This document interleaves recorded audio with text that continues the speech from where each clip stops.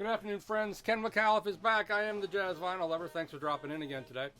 I wanted to talk today about my favorite Blue Note records purely for their sonic or audio quality. Everyone has their favorite Blue Notes, you know, for Art Blakey's drumming on this record, or Hank Mobley's blowing on that record, or Elvin Jones drumming on this record. But there are specific records that, for me, and this probably changes with every person, I think are the best examples of Blue Note as audio art.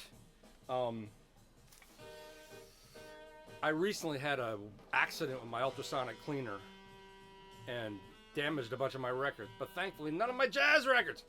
The first one, and I just grabbed these off the top of my head, and it was going to be my favorite 10 records, but this is probably like my favorite 15.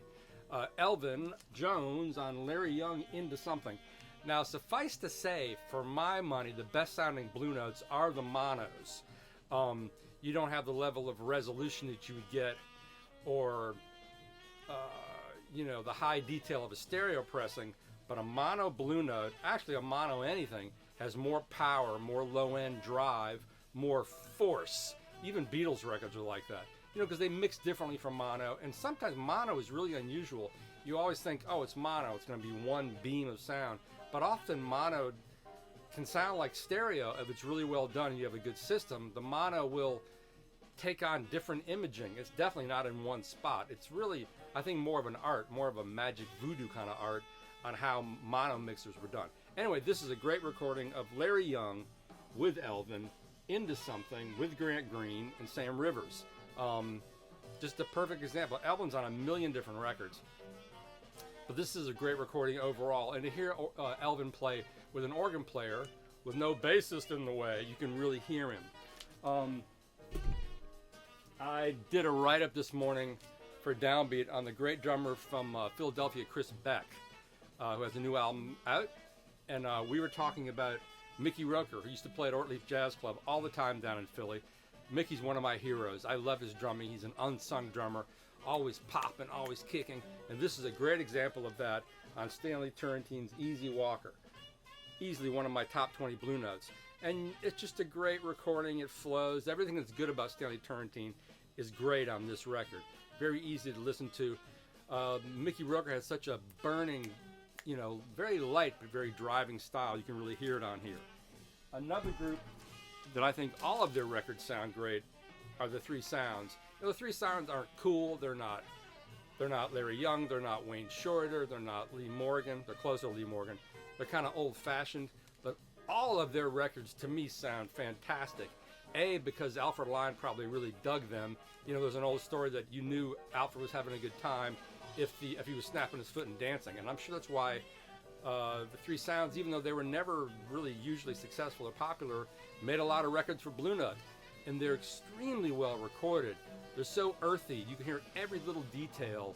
And Gene Harris is such a joyous piano player. This is Moods. This is not Lorraine Gordon. I was thinking this is Lorraine Gordon who just passed. But she was Alfred Lyon's wife, I guess. I'm confused. Anyway, never mind. This is a great record, as are their other ones. I just reviewed these Mytek amplifiers for Stereophile, and it brought home the incredible recording quality of this record. Night Dreamer, which was his debut for Blue Note, which I really didn't know until recently. But, the horns are so in your face, they're so present, so immediate on this recording. Again, another great Elvin Jones recording. Just a beautiful recording and a beautiful performance.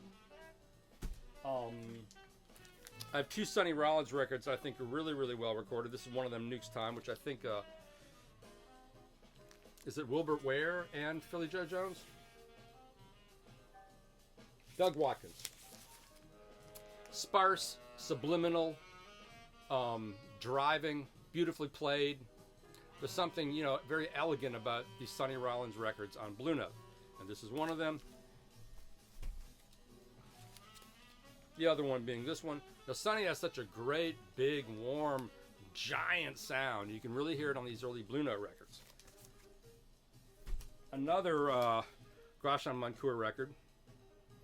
Tony Williams. Tony Williams is also great with the Herbie Hancock on his records. Of Of course, he's great on Miles records. Out to Lunch, he's great on that. He's great on his Lifetime record. Be even better than this, really, if you really want to hear just the sound, the pure sound of his drums, get Tony Williams' Lifetime. I think it was Gary Peacock. But this is great. I just pulled this one out.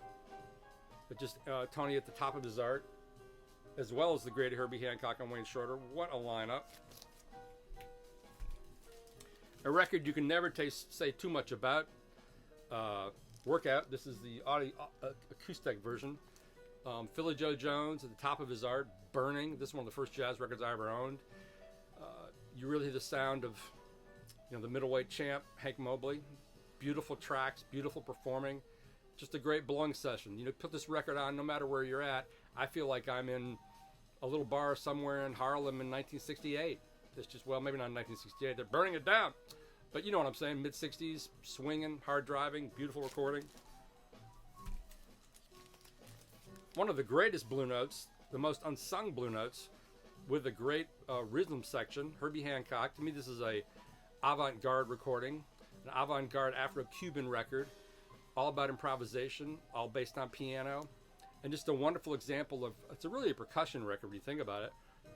Paul Chambers on bass is just so, his bass playing is profound on this record. He's choosing his spots, and he's not just playing a support role. And you hear the interplay of all the percussion, which is really, really up front. There are many Art Blakey records to choose from. This is mine. Indestructible. No, this is Buhana's Delight.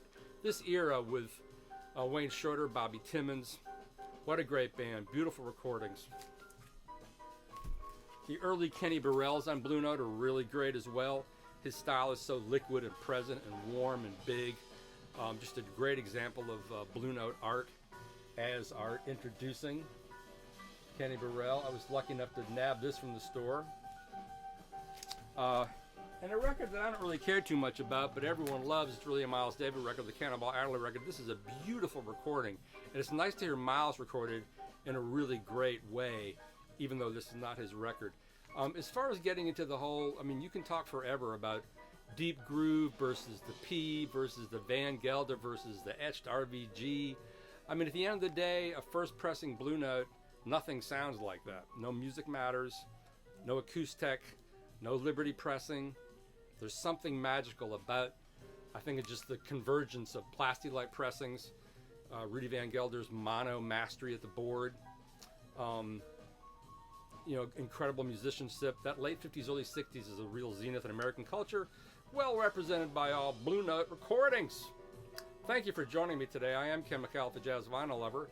Please check out my Facebook group, Jazz Vinyl Lovers, where we can argue about Kinda Blue all day long. Have a great day.